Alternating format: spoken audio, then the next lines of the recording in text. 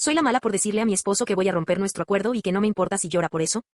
Mi esposo y yo, ambos de 32 años, estamos juntos desde que teníamos 19.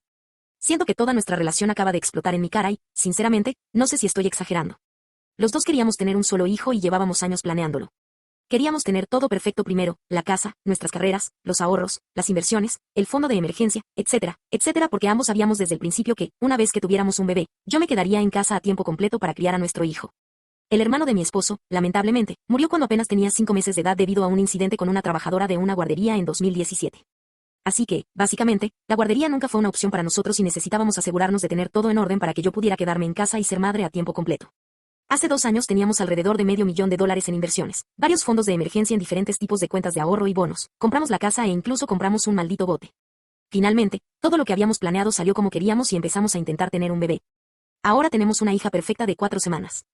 Dejé de trabajar cuando tenía 5 meses de embarazo debido a un desprendimiento de placenta, pero por lo demás todo salió bien. Ella está perfectamente sana, nació con un buen peso y yo me recuperé bastante rápido del parto gracias al enorme apoyo que me dio mi esposo. Él hizo más de lo que le correspondía, incluso mientras seguía trabajando a tiempo completo. Y precisamente por eso no sé si estoy siendo dramática o si son las hormonas, la depresión posparto o lo que sea. Porque estoy furiosa. Resulta que esta tarde recibí una llamada del DHHS para hablar sobre las opciones de seguro médico y determinar si nuestra bebé podía acceder al seguro estatal según nuestros ingresos.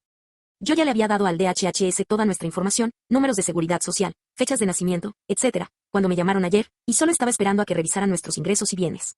Bueno, la mujer me llama y me dice que no somos elegibles porque mi esposo gana demasiado dinero y que tendremos que incluir a nuestra hija en nuestro seguro privado. No hay ningún problema con eso. La verdad, ya me lo imaginaba. Pero entonces, como quien no quiere la cosa, menciona que mi esposo gana $10,920 brutos al mes y que el límite para acceder al seguro estatal es de $7,830 brutos al mes. Bueno, aquí está el problema.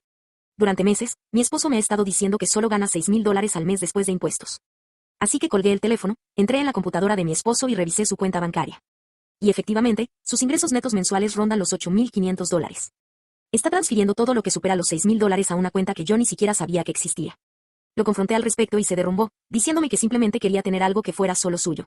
Hay que tener en cuenta que todo mi dinero siempre ha ido a nuestra cuenta conjunta, que él utiliza a diario. Así que él está escondiéndome dinero para poder tener su propio dinero mientras utiliza el mío para nuestros gastos. Tiene más de $45,000 guardados en esa cuenta. Mientras que la semana pasada me decía que no podíamos cenar carne porque gastar $38 en 2 filetes era un desperdicio de dinero. Así que le dije que voy a meter a la bebé en una guardería y volver a trabajar porque, obviamente, necesito protegerme si él está escondiendo dinero. Algo me parece extraño, no sé. Inmediatamente empezó a llorar, por el trauma relacionado con la guardería que mencioné antes, pero sinceramente ya no confío en él económicamente. Ya no me siento segura aquí. Le dije que cambié de opinión y que no me importa si llora por eso. ¿Soy yo la mala?